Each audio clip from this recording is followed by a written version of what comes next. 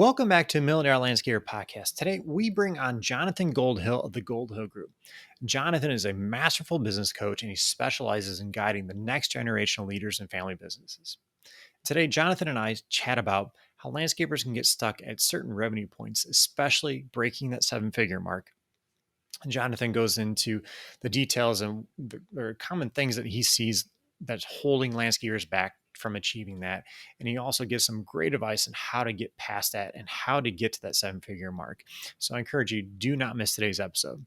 Before I do that, I want to remind you, if you're a landscaper and you just struggle trying to figure out what you need to charge, or you find yourself hopping in the Facebook groups and asking how much I charge for this or how much should I charge for that, you need to check out the Million Dollar Academy. Inside the Million Dollar Academy, we walk you through step by step on what you need to know, the numbers you need to know to be able to accurately price your work and make a profit. So I encourage you to go check out today. And for the listeners of today's podcast, if you use the promo code podcast, we're giving 20% off. So do not miss this deal. Now, just a quick word from our sponsors. The only app every landscaper needs. Company Cam makes it dead simple to communicate, document, and problem solve with guys in the field, no matter where you are. Company Cam brings documentation, communication, and liability protection together in one simple, easy-to-use app for you and your entire team. Take unlimited photos and videos, share custom reports, create flawless before and afters, and even communicate and share progress with homeowners with galleries and project timelines, all from your smartphone. Company Cam, the only app every landscaper needs. Check it out at companycam.com/million or in your app store. If you run a landscape or lawn care business, you know the work never ends. There's customer service, hiring staff, mountains of paperwork. The to-do list just goes on and on. Plus, you still need to do the actual work that pays your bills. Running your entire business with pen and paper alone is just hard and really plain messy. You know you need a better system to stay on top of everything so nothing falls through the cracks. Jobber is a mobile and online app that helps keep your business organized and looking more professional than ever. With Jobber, you can quote jobs, schedule your crews, send out invoices, accept payments online, all in one place. You won't know how you ran your business without it. Jobber offers free one-on-one coaching to help get you started, and there's no software experience needed. Get paid on time, go paperless, and impress your customers. Try it for free today at getjobber.com/MDL. This podcast is brought to you by Busy Busy. Busy Busy is so simple to use, and it's the most reliable GPS time tracking app on the market. And the best part is, it was built for landscapers. Busy Busy's founder created Busy Busy because he owns multiple construction companies and needed to understand better which projects were making him money and which projects were killing him. Payroll is the highest variable cost in the project, so you better be tracking it. Busy Busy does this better than anyone else. So download Busy Busy today, and don't forget to mention the Million Dollar Landscaper Podcast to get 3 free months. We want to take a quick second to tell you about our friends over at Cycle CPA. I can't even express to you how important it is to have a good accountant on your side. You know you want accurate bookkeeping and financial statements every month. Instead, you're often left with limited time to focus on the accounting side of your business and no reports to show for it. At Cycle CPA, the landscaping accountants, they not only handle the bookkeeping, but also provide landscape industry benchmarking, job costing, financials by service line, advisory meetings, and much more. Cycle CPA has a team of landscaping accountants available to provide anything from bookkeeping to CFO services. Visit cyclecpa.com, and for $100 off, mention the Million Dollar Landscaper Podcast. If you want to get the leads you want and turn your current clients into raving fans, then you need to try SendJim. They've created an exclusive offer just for our listeners. If you sign up today, you can get your first month for just $2. So if you haven't already, go to sendjim.io/MDL, where you can get even more exclusive deals just for Million Dollar Landscaper Podcast listeners. That's sendjim.io/MDL and take advantage of these awesome deals today. Welcome back to Million Dollar Landscaper Podcast. Now, today I'm excited to bring on Jonathan Goldhill. Now, Jonathan is a masterful business coach, podcaster, and he specializes in guiding the next generation of leaders of family businesses, which I'm really excited about. He helps them basically scale their business as they take control of the leadership and ownership of the family business. Welcome, Jonathan. Thanks for being on the show. Scott, thanks for having me on the show today. Yeah. So would you mind just sharing a little bit about yourself, about your history and how you got into coaching and what you do? Sure. So, little orientation. I'm originally from New York. I moved out to California when I was 20. I went there in search of my own freedom. My family, as in my grandfather and his brothers, built a very large men's clothing manufacturing business, and it employed close to 2,000 people. That's what I mean Wow. by large. So, unfortunately, my father passed away at a very young age, 35 years old. I was just two. He had just joined the family business a few years prior, and he was not a he was a son-in-law. There was another son-in-law that joined the business, and long story short, they decided that there wasn't a fourth generation to pass the business to. So it died somewhere between the third and the fourth generation. And I say died, I mean they sold it. They continue to operate it for many years, but there wasn't really an opportunity for me as a 20-year-old to join the business. So I went to California, bounced around in some different careers, and decided after having my own art and clothing business that I would go back to school and get an MBA. And I went Nice. to USC, University of Southern California, that is, the one on the West Coast, and go Trojans, right? so, uh, got my MBA in entrepreneurship and consulting and started my career as Nice. a consultant, and then ran a consulting firm for 10 years that we built up from 3 to 30 people and from nothing in assets to almost 10 million in assets and about 4 million in revenues. And that's when I decided to basically go back on my own.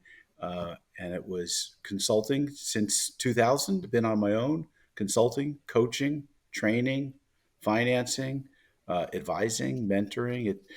Every 3 to 5 years it kind of takes a shift, Scott, as to where it goes. But pretty much the background, the types of clients I work with, while they get slightly larger and more successful every year, many of them have been 6 and low 7-figure businesses that are wanting to break to the next level. So understanding the challenges that business owners go through at breaking from 6 to 7 figures is all too familiar to me, especially in the landscape industry where it was probably around 2005 that I started coaching landscape contractors. It started with design build landscape contractors, mostly doing residential design build. Then it moved up to, and some of those companies evolved into design build and maintain, or bid build and maintain. And so built helping companies build maintenance operations. Um, I've probably worked with over 75 landscape companies. And I think since I started coaching in 2004, I've served, I think, 492 clients. Nice. That's awesome. Thanks. That's great.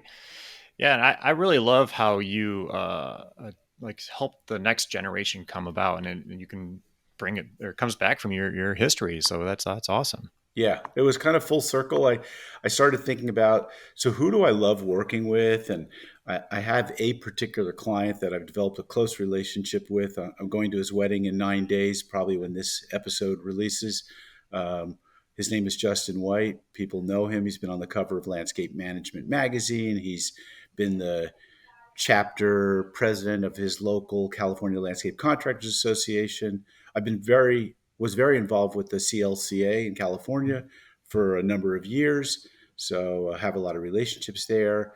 So it's been a great ride and relationship with him. But I decided that like he was one of my favorite clients, and that I would write this book about this with this avatar, him being the avatar, the more my muse, as I call it, as a favorite client of someone who took his business from $1.5 million and is approaching 15 million today. So, a 10x increase in his business. And we continue to work together. It's been a great ride. I've referred to him in many podcasts. So he's not unfamiliar with me talking about his situation and, his story. But I decided to write this book, and it was about a next generation leader that was going to take over a family business. And like, what's the playbook that you need to have to take over that family business? Mhm. And also, like what needs to be in place between a parent or parents and their child for that to happen. And so that's largely what my book is about. It's a cross between a playbook, kind of like an EOS traction or a scaling up light kind of a book, with Mhm. stories of individual clients that are in family situations. That's great. I actually downloaded the first chapter of the book yesterday and was read through that, and it is awesome. It's like I can relate to this to the T with some of the stuff as far as like the next generation wants to change the business or change certain aspects about the business, and how like my parents, my family didn't really necessarily want to change some of the stuff that I wanted to implement. So I can definitely see and relate to that a lot. Yeah. Yeah. Especially, I think I use this expression a lot, and I think it plays well in the Midwest where there's a lot of farmers and family Mhm. farms. Of course, there's family farms in California too, but it's like kids, the next generation, the 25-year-old, they're willing to bet the farm, Mhm. but the parent is not willing to bet the farm on, let's move into a new market, let's even buy new trucks and new equipment, or gosh, I mean, so such a crazy notion as like, let's go green or let's go solar. I mean, these are all the types of things that disruptive successors, as I call them, think about. But the father or mother who maybe is 50 or 60 and thinking more about their retirement and how much money they're taking out of the business and how much they need, they're not thinking about taking big bets. Young people take big bets. We, as young people, it's easy to recover from big falls.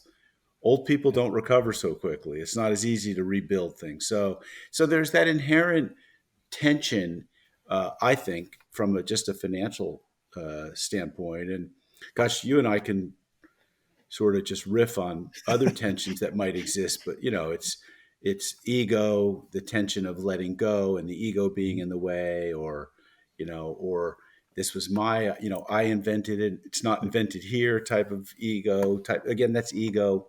Ego, a lot of times, I think, is what gets in the way for It someone to does. let go. It does. I can remember back when we started doing water features, and I went to a course on it. I went to a seminar on it, and I came back and I told my dad, I was like, "This is something that, that we need to do. This is something that's kind of unique to our area at the time when we started this years ago or decades ago now." And I'm like, "This will be great around here." And my dad. Remember, nope, that won't work around here. Our clients won't pay for that. They won't do that Right. kind of stuff. Right. And so we just started, I kind of just took it upon myself and started pushing our designer to start putting them into the design, and started selling it on our own. And it eventually became one of our biggest profit building revenues in our business, was doing that. But my father was very he pushed back very hard on that, we'll say, at the beginning. So Yeah. it was a tough one, and it's exactly what you said. Yeah, well, it's funny that you should bring that particular topic, and I just mentioned Justin. So he and his family, along with a lot of stakeholders in their community, just launched. I guess we'll call it the first annual water summit of the Central Coast in California. Now, water in California is like gold, right? You guys all know what's going on with California, between the fires and the lack of rain and the drought. I mean, water is a really big issue. And Mhm. it just seems like water management in 2020 or 2022, I mean, uh, you've got to have some foresight you don't need to have a lot of foresight, I should say, to realize it's a problem, but you have to have foresight to see, come up with some solutions and be very proactive. And his father, Kendall, by contrast, um, has literally turned over the reins to his kids, and he's built such a trust factor with his son, mostly because his son has consistently shown that he does his homework, he's thoughtful, he's like inclusive, um, he's aggressive but humble, and the dad's benefited greatly from the tenfold increase in the company. But look, not every company is going to have a tenfold increase or even a twofold increase. I've worked with many a kid or a young man taking over dad's business, and the business didn't grow under their leadership, or wasn't likely to grow under their leadership, because the driving force, the champion, was still the parent, Mhm. and the the child just didn't have that hunger. And that's what you have to look for, I think, in that next generation, if you're going to grow the business. And the only compelling reason, or a compelling reason to drive a growth in the business when other family members come in, is because there's now more families to feed. Yep. It's not just like, you're not just taking on an employee when you take on your son or daughter. You're taking on their spouse, their children, like your grandchildren. It's a bigger, you got to step up, and that is going to require an increase, typically, in revenue and profits. It's funny you say that, because that's exactly what we did in our business. When I started coming on as the vice president, my wife was coming into the business. We're expected to have our first child. We looked at it and we're like, I can't survive on it. At the time, I think I was probably making 40,000 a year. I can't survive on that. We have to make some changes, and we started making the big changes in our business to get to the next level and to stay there. So I can see that. Yeah. So I went through a similar story in a company that I was vice president, number two guy, and we were getting most of our funding from the city of Los Angeles. We were running an economic development firm providing consulting, training, and financing to small businesses. And we get a letter one day addressed to the president and me, saying that there was going to be a cap put on our salaries because we couldn't make more than the city agency president, the president at the city agency that was funding us. And I looked at this letter, and then I looked at my like 1 or 2 year old daughter and thought to myself, wait a second, this is like a bow and arrow shot across the front of my canoe. I got to change direction and course here. It's time for me to get back to go into the private sector, and because we were quasi public private. And I thought, there's no way I'm going to be able to make the kind of money and have the kind of freedom with that Yeah. situation. And so, yeah, we face these things. Yeah. They're Yeah. turning points in our careers for some of us. Absolutely. So I guess it kind of leads us into today's topic. We kind of want to talk about how landscapers can get stuck at certain financial goals. They can't, especially like the 7-figure mark. They get to that point, or they're just under it, and they just can't break that point. And this is something that you help landscapers out with, correct? Absolutely. Yeah. No, Yeah. it's So, like, oh, go ahead. no, I'm just sitting here and I'm thinking, like, what's the difference between $999,999 and $1 million? You know, it's a dollar, Yep. but there's a psychological barrier that I think people have. And I bring that up because I think the most important thing to work on first is the mindset, your mindset, and not you, not me, because we're past that 7-figure, or we've been through that 7-figure transformation. But like, if you seeing that as a barrier, you need to remove the obstacles, because you're putting those in front of you as a barrier. Mhm. And then you need to think in terms of, like, what do I want my business to look like at the next stage or the next level? And I Mhm. think you always need to be asking that question, which is why I work with my clients not only weekly and monthly, but also quarterly and annually, most of them, where we look at, so what do we want our business to look like in a year or in 3 years from now? And for most, they have, some growth in revenues and employees and maybe locations. And I mean, really painting a picture of what it looks like, and then Mhm. starting to step into that picture. To step into that picture, you have to let go of certain activities and embrace other activities. So, Mhm. right, everyone's heard we need to work more on the business than work in the business. But like, people are like, well, what does that mean exactly? Okay, Mhm. so we need to think more strategically, and we need to be involved in fewer activities that are no longer worthy of that sort of higher hourly pay that we're going to be commanding, which comes from strategic activities. Yeah, And absolutely. that mindset, that practice of focusing on what are your vital few, what are the 5 things that you need to be doing as in your position in your company, and don't lock that in and think that's a forever thing. That'll change, especially if you're growing. As fast as you're growing, that list will change. Mhm. Um, or if you're disorganized, that list will change a lot too, right? So you have to create an organizational structure, like an accountability chart, we call it, or an organizational chart, where you're really clear on what are the main functions. And then you have to take all of those non-main functions. I call it the vital few and the trivial many. EOS calls it delegate and elevate. You have to figure out what are the things that you love to do and that you're great at, and what you like to do and you're good at. And you need to just keep those activities, and you need to figure out how to get the stuff off your plate that you don't like and that you're not good at, or you like and you're good at, but other people could do it just as well. So that thinking alone is and creates transformation in 6-figure business owners.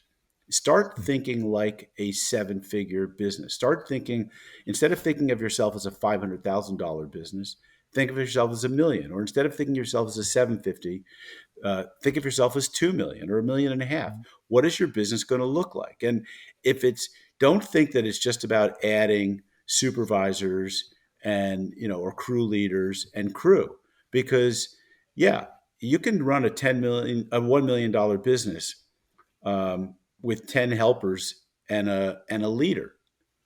But when you want to get to $2 million, you're going to need like 2 leaders and 20 helpers.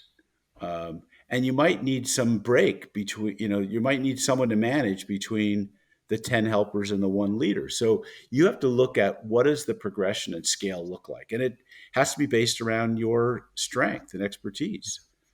Yeah. Does that make some sense? Oh yeah, no, absolutely.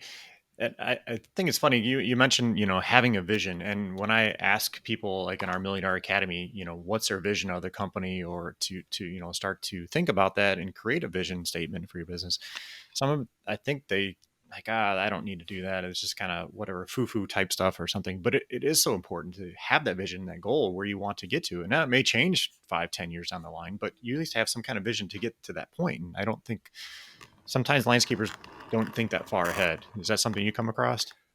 They really don't, because they're inundated with what I would call like the tyranny of every day.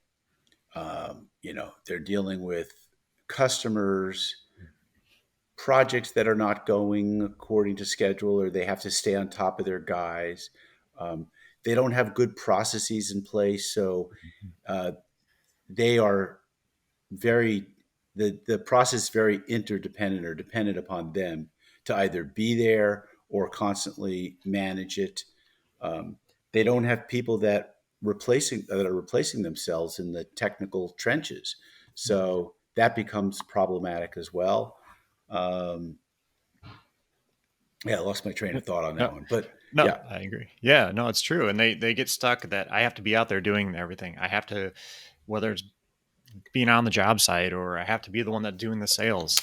You really don't. And like you said, if you start putting these systems and procedures in place, that can help replace you and get you out of that. So you don't have to be doing it, or you can pass on to somebody. They can just literally take it over from that because you set the guidelines and the rules, what they need to do. yep.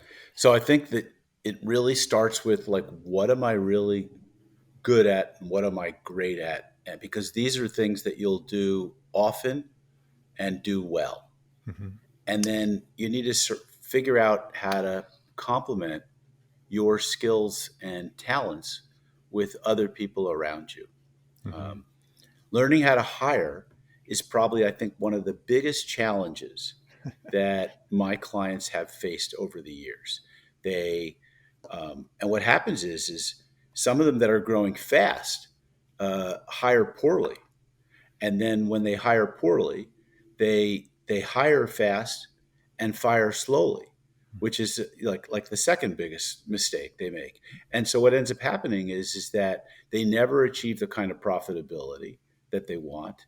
They they get caught working so many hours in their business that they're kind of exhausted, and their dream, this entrepreneurial dream that they had, kind of warps into a little bit of a nightmare where they're afraid to make new hires, or they develop attitudes around people. I hear these types of things. I'm sure you do too, where people say, "Well, yeah, I'm sick of hiring job hoppers who will leave for $1, or nobody stays, or there's nobody good out there," Mhm. or people who blame the government because of uh, you know regulations or things like that impede their ability to do business in the state. We hear that in California. So, like, this is all stuff that everyone else is maybe dealing with as well. And so, what is your mindset going to be around this? How are you going to overcome this? And I think first you start by working on your own limiting beliefs inside yourself. Mhm. Um, Second, you work on strengthening your mindset. And one of the popular ways of doing that is by reading books, becoming dedicate yourself to learning. And and you learn and read about leadership. You learn from other people. You join maybe peer groups, or you talk to colleagues, or you join your trade association and find out, who else is having challenges. And don't hang around the people that are negative Nellies. Hang around the people that are positive and make you feel energized, because these are the people that are going to energize you, so that when you go back to your office or to the field or wherever your place of business is, you're going to energize your people. So Mhm. you surround yourself with people who are of like mind, and who have a positive, magnetic, kind of attractive personality, so that you can ignite some motivation. Because it motivation is a daily practice. Like, it's really hard to motivate other people, but you can maybe get them more interested in who they could be and what their potential is, and that could change their life. And that might be what your business ultimately becomes about. I mean, yes, you're in the business of landscaping, that's how you make money, but you're in the business of changing people's lives. Your Mhm. customers, whose properties you enhance, and your employees whose lives you make better. um, so, like, all of that comes back to mindset. And, you know, the opposite of having a positive mindset is probably, I'm just saying this, thinking this out loud, is negative stress. What do you agree? Oh yeah. Oh yeah. Yeah. And I know people that get to a certain point, whether it's a 750 or $1 million mark, and they're just so stressed out because they're trying to do this. They're becoming firefighters. They're literally just putting out this fire and then going to put out this fire, and they just get so stressed out and they get burned out. And I see it too with their employees, because they see the owner doing this, and then they start getting that too, and they're just getting frustrated because the owner's on them about certain things. And again, to me, a lot of it goes back to having the systems and procedures in place. Now, I mean, you can't prevent everything, but you can take care of a lot of it, in my opinion. Yeah. Um, that just Yeah. that's just something So, I so see I, a lot. so, yeah. So Go I ahead. think, we agree on, I'm sure we agree on almost all of this stuff, but you have to have the right people. And I probably spend, when I go in to a team coaching situation where I'm working with a small company, maybe they don't even really have a fully built out team, but the first year, or even two, if it's a real small company, it's making sure they have the right team and the right Mhm. people. We often say right people, right seats, doing the right things. So we might have the right people. So they're a good fit with the values. They share the same values. They're performing at a high enough level that they're the right people. Um, they're probably in the right seats. Over time, you come to realize that he's an operations guy. He's good at things. He's good at managing our trucks, our maintenance. Yeah, he's good at people. He's good at managing, supervising, motivating. He likes that. Yeah, this person, he or she is good at, keeping track of either projects or funds, finances, clients, whatever. Um, so people is a huge piece of it. And then when you have the right people, then you have to make sure that they're all aligned around the direction that you're taking the company. So they're all on the same page, so to speak. And that's, I think, when you can start to develop standard processes, when you start developing standard operating practices or processes, then the work can then be delegated to someone else who enjoys maintaining those processes. Yep. But getting those things in place, now all of those things requires maybe some profit to be able to do that. So where do you begin? Do you begin with the people? Do you begin with the profit? So do you begin with processes? I say oftentimes start with the people.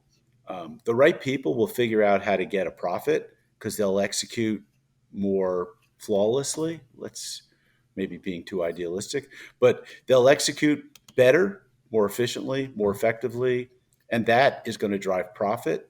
They'll also understand how to estimate, how to price, how to sell jobs better, and how to deliver it, Yeah, on or under budget. I agree. Having the right people around you is so important. And I truly believe letting them know your vision. I know we've kind of talked about that a little bit, but that's why it's so important to set your vision of the business and then pass it on to your team. That way they can see it and they can get driven by it and be motivated to get to that point. I would tell I can remember telling one of our hardscape foremen, he was a natural leader. He could just get his crews doing whatever we needed to do. And I was like, I can see you moving up to be an operations manager. So I kind of set that vision. I was like, it won't happen for a couple of years, but here's some things that we need to do to get to that point. And then when we get to that point, you can definitely move up to be an operations manager of the hardscape side. And having him hear that, I think motivated him even further to push not necessarily push his team, but to get his team to the next level. But it's, again, setting that vision. Yeah. Yeah. I think it's super important. And so I used to say this a lot to my clients, which is no one's going to buy into your vision until you buy into their vision. And which is another way of saying is like, people aren't going to care about you until you care about them. Mm-hmm. And so the way you care about them is to find out a little bit, take the time to find out a little bit about their goals, their wants. Yeah. Do they want to own a house? Do they want to get married? Do they want to raise a family? Some of them, do you want to become a citizen? Do you want to move up to a supervisor? Do you want to be running projects? Would you prefer doing construction? Do you like maintenance? Do you enjoy computers? I mean, you need to understand a little about who they are, and then you need to sort of share the story about where you want to get to. Leadership is taking people from where you are to where they've never been, and maybe you've never been. So you've got to get them to buy in to the story. If we go up into an airplane together, Scott, and you've jumped out of an airplane with a parachute like a dozen times, and I've never done it before, like you're going to have to build trust with me. I'm going to have to build trust with you, so that when you say jump and pull, I'm on board and I know that that's going to work. And so there's a certain amount of a leap of faith, or jumping out of out of an airplane into the blue sky, when a leader is trying to take you on a tremendous ride. And I'm not talking about taking your business from 500,000 to 600,000, but I'm talking about like taking it from 500,000 to 5 million. Like that's a big leap of faith. They can't really see it, and if they haven't been there and done it. Absolutely. One other thing that I see in people that they kind of get in this mindset that they don't deserve to make that much money. They don't deserve to take their business to that level. They started at the bottom, with their business and grew it all the way up to whatever level, 500 million, whatever it is. They just don't feel like they deserve to get to that point. Is that something you see as well? Uh, I think the people that come to me want Past to it. take it to the next Okay. level because I position myself as a guy who wants clients who want to 2 to 10x their business. Mhm. If you don't want to 2 to 10x their business, I mean, I'm probably not your guy. Mhm. If you're just looking to, and I do get some of these clients. Don't get me wrong. I had a father who hired me to work with his son. They have uh, it's mostly a mowing operation, and it's in Southern California. And he wanted me to assess whether or not his son had what it took to take over the business. And we worked together for about 4 months. And I reported back to the dad that I think he might have it, but I don't think he has it today. I mean, he doesn't have it today. And he's got other things that he's focused on, such as raising a family, being a provider to his wife. So he really needs just a little bit of career coaching Mhm. and probably, put a mortgage over his head.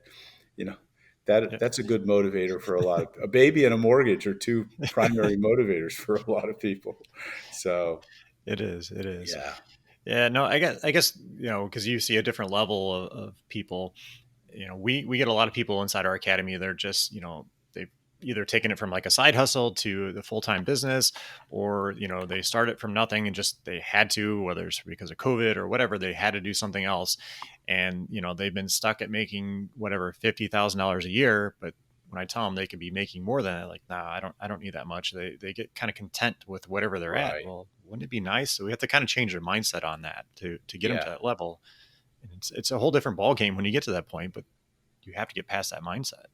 Well, but I think that's great, and that's where what you do complements or is yeah, contiguous to what I do because Mhm. I'm premium price for what I offer. I offer a very boutique, customized kind of a program. It Mhm. tends to be a more expensive, and it's not for people who are faint of heart or just want a course, and it's not for people who are making 50,000 or maybe less than $100,000 a year. Um, it's for people who really want to grow, and Mhm. so I think that's great. Uh, Yep. although one of my mentors, whose name is Vern Harnish, he wrote a book called Scaling Up. You might have heard of Mhm. it. It's really for middle market companies that are scaling. It's for the unicorns out there that are want to become $1 billion valuation, and I think one of the things he says is that there's 19,000 startups every year or something like that. And 95% of them are one person operations who are overstaffed. So he's basically making the joke of like, you know, it's everyone wants to become like their own boss, but you know, really the job creation is probably in the middle market, and I'd say middle market is companies that are, you know, I'll even say 5 million and above. Some would argue it's larger.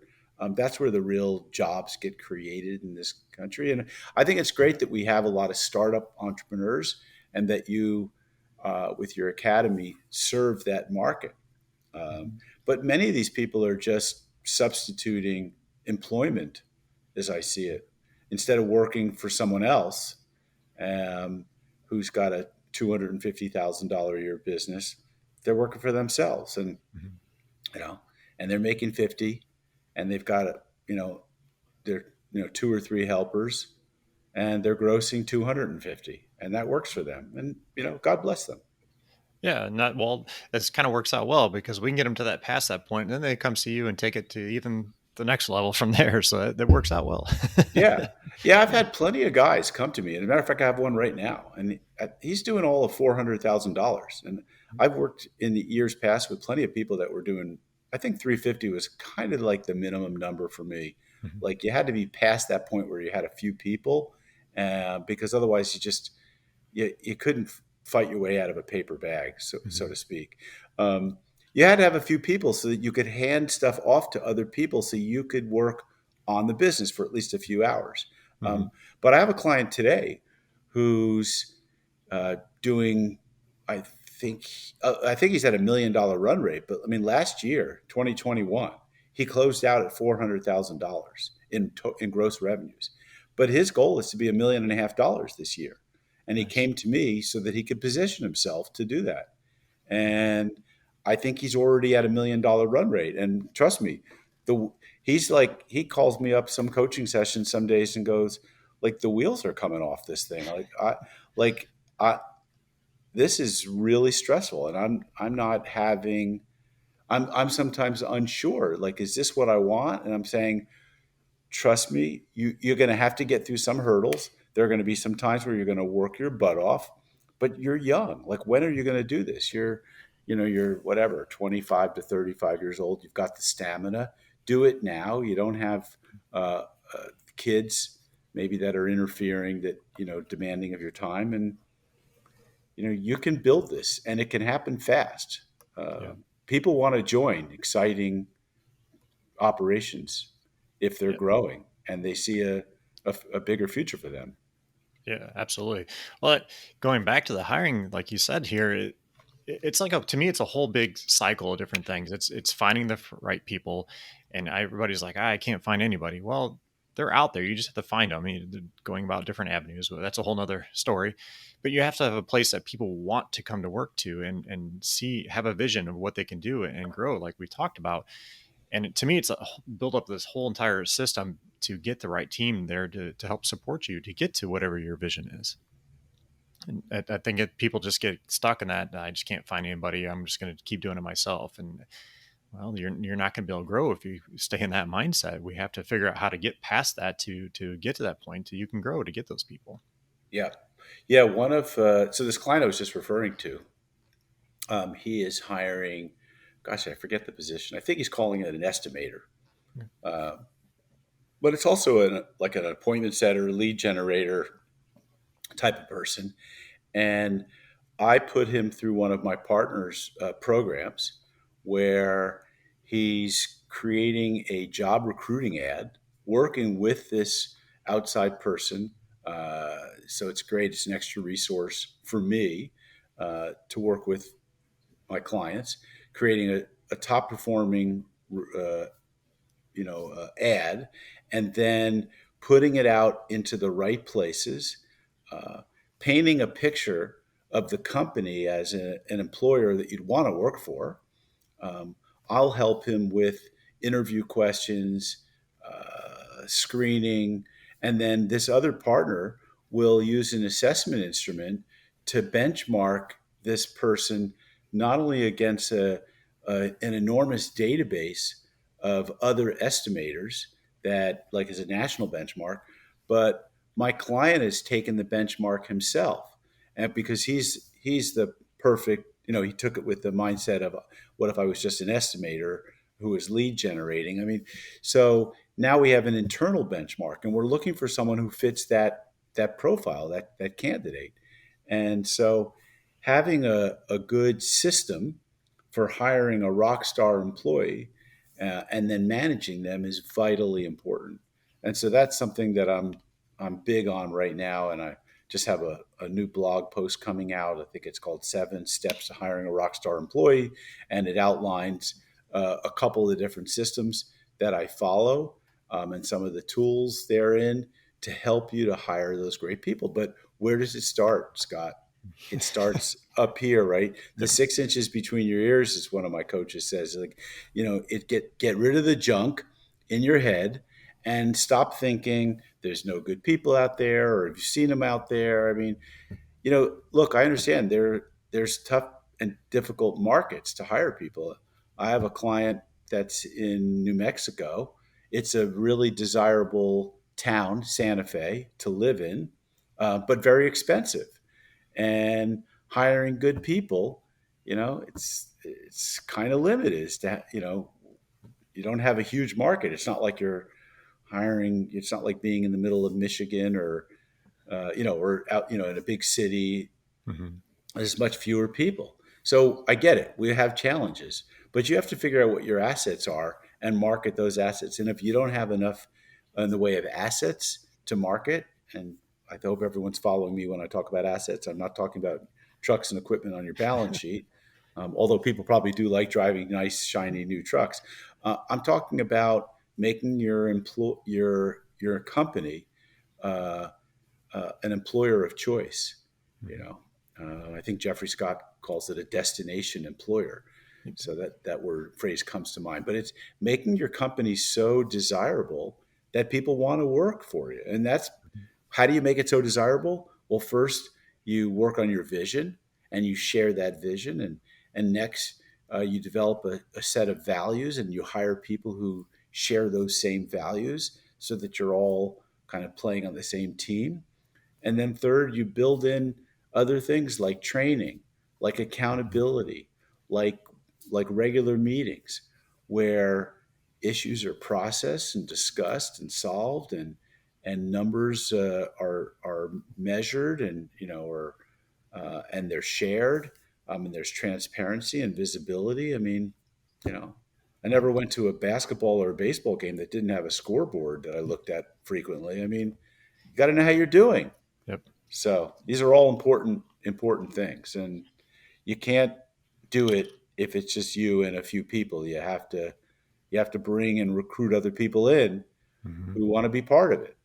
And by the way, if you're in a business like landscaping or construction or any other business that seems like a commodity to consumers, you have to come up with some kind of a differentiating value proposition, meaning you have to make your company look, smell, sound different, you know, and think of things like, gosh, speaking of sound and seem like Mike Diamond, the smell good plumber, right? I mean, you want a plumber that's going to come to your house that smells good because, and if he doesn't smell good, then call this 1-800 number. I mean, you have to come up with something that sets you apart and makes you memorable, visible, memorable, credible, attractive, all these things that are going to drive people to you and have them coming back. Hmm. Oh, I get think me going.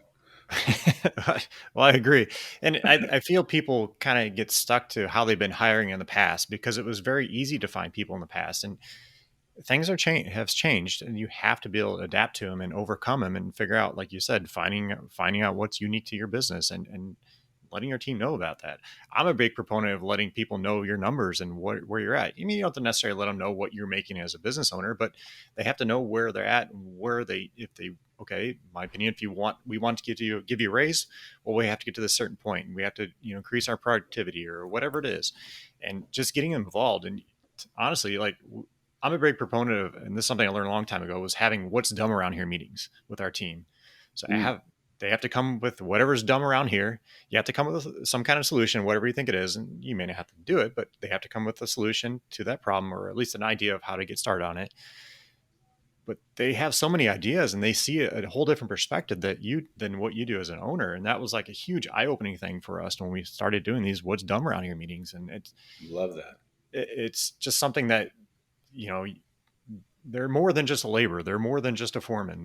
They have a lot of visions that you may not see. So get their input and, Yeah. let them know how they can get to the next level. Yeah, I think I love that title. What's dumb around here? I have to remember that one. I mean, we make it a part of the weekly meeting where we gather headlines from customers and employees, so that we can get feedback. Mhm. If one customer says your service stinks, okay, maybe 10 others are thinking the same thing. But if 3 people say something about your service that suggests it's not so great, like it, you need to talk about this. There's a pattern here. You need to figure out what that is. And Mhm. so, keeping I like what we call it in my community, we call it keeping a hassle log. So what are the hassles that you have to go through as an employee working here, and how can we de-hassle you? Mhm. And we want to keep a log because we're not going to remove like everyone's can be a complainer of a certain variety, but we want to focus on the most frequently complained about things that are hassles, and we want to fix those and make it Mhm. easier. Like, right? Because we want there to be very little friction between us and our customers, us and our employees. We want everyone to love who we are and what we're doing. And we do that by making the journey, the ride together enjoyable. Mhm. No, So, I couldn't agree more. yeah. So I know we talked a little bit about this, but some of the steps that you're suggesting people take if they want to get to that $1 million mark was setting the vision, hiring the right people. What else do you have that you suggest? Okay. So, and I'm just going to repeat it again. You have to always be working on your mindset. And that means, what does a leader do? How does a leader behave? And you need to demonstrate and exhibit that leadership, and improve upon that on a regular basis. So that's super important. We talked about this vital few, trivial many, or delegate and elevate type of a process, where I literally would take my clients once a quarter off site and have them write out, like, what are the vital few things that you, and what are your strategies to maximize them, and what do you need to delegate, or delete or downshift or destroy the frequency of. Mostly it was delegate. Now more and more is to outsource it. uh, so that's really important. um, I think you have to really have a great understanding of finances. You have to be able to read and understand an income statement and a balance sheet, not just the income statement. You have to also understand that a cash flow statement is something even different. And that's really important if you're tight on cash.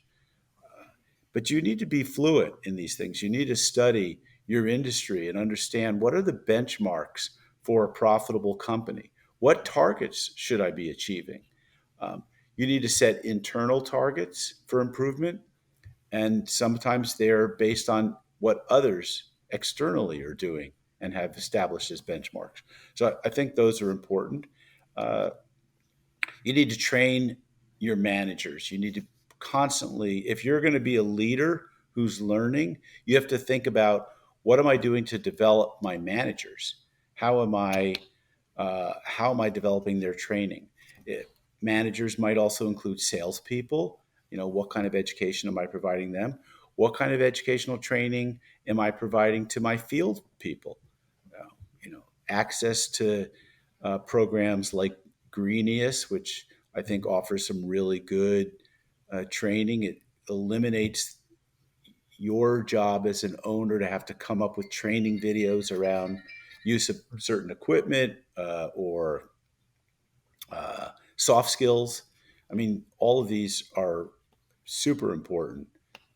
So let's see, what have we forgotten here, Scott? I think we've covered a lot of everything. It's just a whole different ball game when you get to that certain point, to step up to that level, and it's just you have to start thinking about all these different factors that you mentioned here to get to that point. So I think it's something that you know adding the systems and procedures is a huge thing to get to that point, because it gets you out of the field and gets you working on your business in it, and that's something that I just can't say it enough. It just, to me, it's something very important. That's what helped us. And um, I was in an accountability group a long time ago, and that once I started seeing that and seeing how these systems started helping all these bigger companies that from what I was at that point, it really helped me step up my game and helped me grow our business, because it got me out of the field. It got me out of doing certain tasks that I didn't want to do. Like you said, is getting to the point to do the things that I needed to do in our business to grow.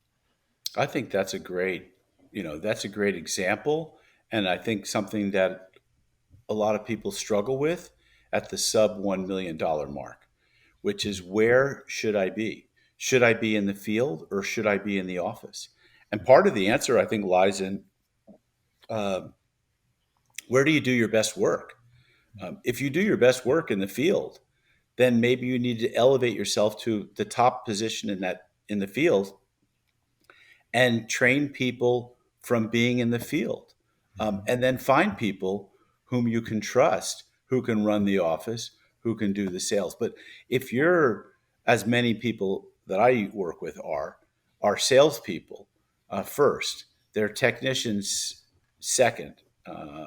And that's just because of the focus of probably the people that are coming to me are wanting to grow a lot. So they're probably pretty strong salespeople. And so that's where they're comfortable. But those people now have to move from being out in the field selling and then trying to run jobs over their phone to, I got to get someone who can manage the field operations. And I need to start replacing myself in the sales. Also, I'll still do the high level or really big ticket sales, or I'll review all the bids before they go out, or I'll work on maybe you get an opportunity to bid on a government contract and it's a big bid and you've never done anything like that. So that's all well and good. But you have to maybe step back and get into the office and work on systems and people and finance and, and some of the stuff that you don't want to have to do. But I'd come back to figure out what it is that you love to do. Because, it, my my roommate's father used to tell him, and he was the assistant coach of Temple University's basketball team. So I figured he knew a few things about coaching, right? They had always a good basketball team. And he said, like, if you do what you love, you'll do it often. And if you do it often, you'll do it well. And if you do it well, you'll be well rewarded or well paid. And so that makes a lot of sense, is to start with do what you really love to do, because the money will follow. It does. It does. Very well said. Yeah. Is there anything else you wanted to add about this conversation? Otherwise, I'd love to talk a little bit more about your book and how people can start getting the first chapter for free. Sure. I think we could go on about this conversation, Okay. and I do talk about it in my book a little Oh, yeah. bit. So I do talk about the importance of managing your priorities and managing your time. And I talk about time management as really priority management. Is figure out what are the most important things you need to get done first, and do those first. Um, there are many examples and stories I could share, and I do in my book. But like time and priority management are really important. But like you can't really manage your priorities or tackle them very well if you don't manage your energy. And so energy is really important. And we don't get energy just from caffeine. We don't get energy just from working out in the gym. And we don't get it just from having a good night's sleep. And we don't get it just from having, good nutrition. We get it from having all of those things. And on top of that, probably good family relationships, healthy finances. Um, there's a lot of other things that give us the stability, good friends, I should say, right? Um, all those things can give us energy. We have to figure out what are the things that we need to do personally so that we can be the best leader that we can be. And that means taking care of all of these things, right? Sleeping well, eating right, having good relationships with people, managing your finances so that you can sleep at night. So that's all important. And I think, I don't know, I want to say it's chapter 8 of my book. But yeah, my book is a playbook, Scott, for people who want to grow their company from 6 to 7 figures or 7 to 8 figures. It's a playbook that is based again around a family business or family businesses, but it's really is any entrepreneur's playbook. And I offer action steps at the end of each chapter. There are free tools that I give away that are on my website that you can download, that will help you when you start implementing them in your business to work on your business and less in it. In my book, I have what I call a 7 Ps framework or playbook, where I talk about people and priorities and processes and performance and purpose and So there's all these different elements that I think make up for a complete system in driving success in your business. And you can grab a free chapter off of my website. You can go to thegoldhillgroup.com and look for the Disruptive Successor book. I also do have a website, disruptivesuccessor.com. So whichever way. And you can download a free chapter from the book, start reading it. And if you like it, support me if you would. So I think it's like $15 on Amazon. And I'm going to be coming out with an Audible downloadable version in the next month or so. Nice. Now Yeah. go check out the free chapter at least, and it's a great book. I said I just read the first chapter. I'll be ordering the full book after it's after today's conversation. Um, it really is like I can see myself in it. It is step by step and what needed to happen and how things can happen in your business to pass on the torch. Yeah, yeah, yeah. Support. Go buy the book. I think I get like $5 or $10. It throws some. It throws some. That's my friend. What does it say? Coal on the fire, so we can get this train keep moving down the tracks and serving more people, reaching more people. This is not a book I'm going to make my living on. This is what I call it's mailbox money or lunch money. There you go. But no, I'm hoping it'll positively impact people's lives. I'm already seeing that some people are reading it and saying, "I need help implementing this stuff. Can I hire you as my coach?" I've read the book. I'm virtually coaching myself, but I need an outside, objective thinking partner who I can talk to, or who will work with my leadership team to implement this stuff. Mhm. Well, it's one of those things you don't know what you don't know, and if you're not have never dealt with this transition, it's good to get outside sources like yourself to help you figure that out. Yeah, Save you a lot of headaches. absolutely. Yeah, 100%. Yeah, I mean, look, a mentor, a guide, someone who's been there, done that, can get you there faster. And they don't have to have been someone who's grown a landscaping company. They could, and that might be very helpful. I think that one of my value proposition or advantages is I've worked in probably over, I think, 75 different industries. I mean, many of them are, and I've narrowed my niche down to construction and related service-based industries, but that could be a home improvement. I'm working with a company right now that does AV technology in commercial offices. Um, Very interesting. Roofer, plumber, real estate developer, family office of real estate properties, property management. Um, you know, what I learned from one industry is very useful at bringing to another industry, because a lot of innovation that you see out there was started in one industry. Uh, you know, the the drive-through fast food concept that came from drive-through banking, if anyone can remember that. I don't know, drive-through banking didn't quite work, but drive-through fast food is still here. Um, there's a lot of companies who developed innovations based on other industries, and I think it's really important. Plus, developing people, developing leadership, learning how to run meetings, learning how to measure, learning how to plan, doing all those things. Doesn't matter what business, what industry you're in. Uh, People are people. Profit is profit. Mhm. It is. It is.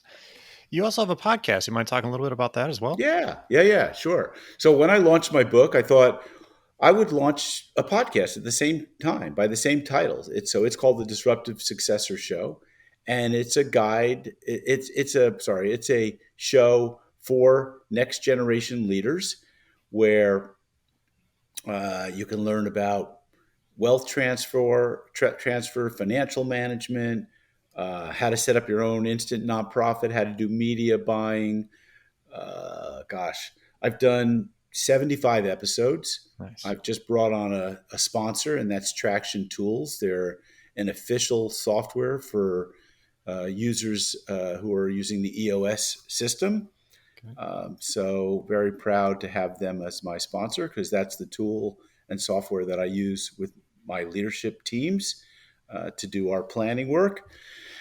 And had some really interesting people. Highlights: Mitzi Perdue is Frank. The was married to Frank Perdue, who was the founder of a very large chicken business. I just had a Perdue chicken the other night. I cooked here, um, and she's also the daughter of the Sheraton hotel chain founder. Wow. So, like, she comes from family business royalty. Um, and sitting and talking to her, she's an older, mature woman whose interest is in things like stopping sex trafficking. So, you know, the importance, and I always connect it back to family businesses and next generation leaders. I think it's really important, for instance, to be a good steward of the planet, to think in terms of giving back to our community. I have clients who I encourage, if they're in the landscaping business, to pick a project once a month, once a quarter that's in the community. Mhm. Go give a day where you pay for the materials and you beautify a park, a school, a church, something. I mean, what better publicity is that? It's free. Um, it's it's a great thing, and you feel good about doing it. It's like Habitat for Humanity type of work. Uh, so I think it's really important to exemplify that. But I've had just a lot of very interesting guests. John Jantz, who's a well-known marketer, founder of Duct Tape Marketing. Um, Gosh, a lot of people out there that are doing really good work, whether it be in the legal or financial management or family businesses. I've had quite a few landscape related companies that have been on the show, and it's a lot of fun for me. It's a like probably for you. It's a hobby business that's a labor of love that that maybe will make some money one Yeah. day. No, I enjoy it. It's a side hustle. Well, it kind of is. Yeah.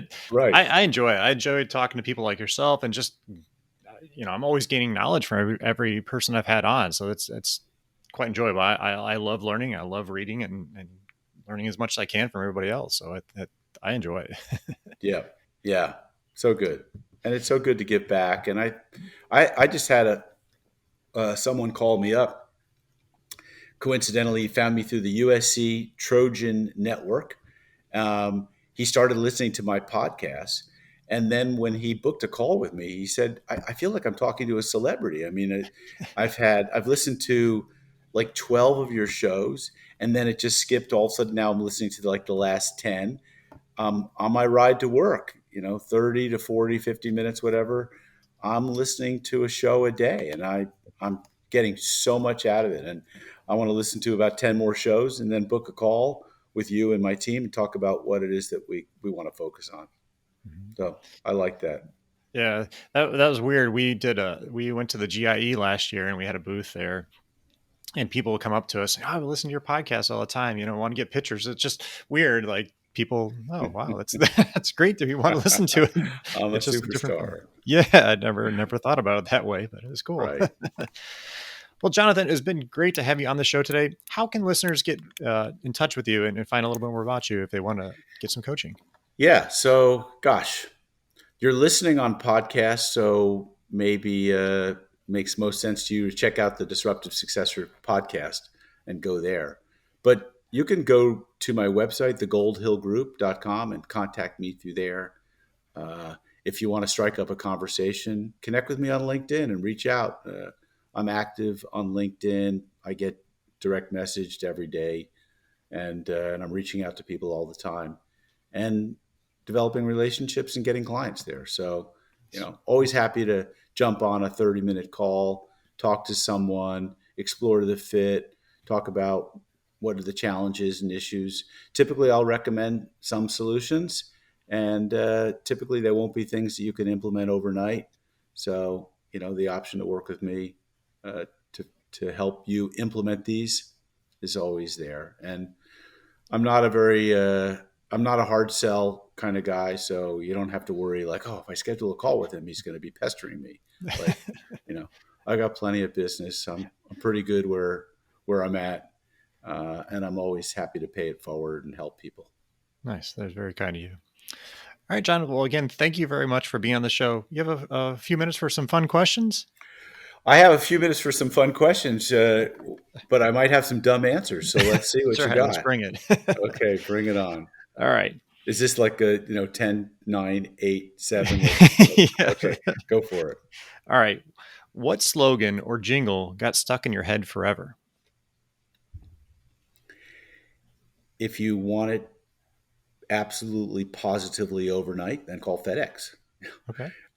Yeah, so Nice. I love that. I don't know if that's a slogan or a jingle, but that was kind of like the Domino's, 30 minutes or less or it's free. Yeah. Uh, by the way, I speak to people who are in their 20s, 30s, 40s, and they know the Domino's thing. That campaign was 30 years ago. They weren't even alive, or some of them, Yeah. right? But it lasted. It was so effective. The FedEx is kind of worn off. UPS sort of ate their lunch a little bit, but yeah, we think of FedEx still as someone to overnight it. Mm-hmm. Yeah, absolutely. All right. Next one. Do you have a favorite number, and is there any particular reason why?